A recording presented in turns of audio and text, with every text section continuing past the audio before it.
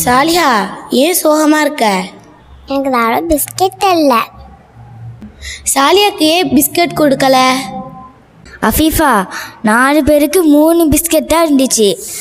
அதாவது நாங்கள் 3 பேர் எடுத்துக்கிட்டோம், இவளுக்கு இல்லை.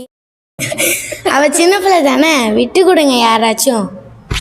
நீ அவளுக்கு விட்டு கொடுத்தீன்னா உனக்கு எவ்வளோ நன்மை தெரியுமா? நபி ஸல்லல்லாஹு அலைஹி வஸல்லம் அவர்கள் சொன்னாங்க, அல்லாஹ்வுக்காக எதை நீங்கள் விட்டு கொடுத்தாலும் அதை விட சிறந்ததை அல்லாஹ் உங்களுக்கு தராமல் விடமாட்டான். சாலியா, இந்த பிஸ்கட்டை நீனே சாப்பிடு, அல்லாஹ் இதை விட எனக்கு சிறந்ததை கொடுப்பான்.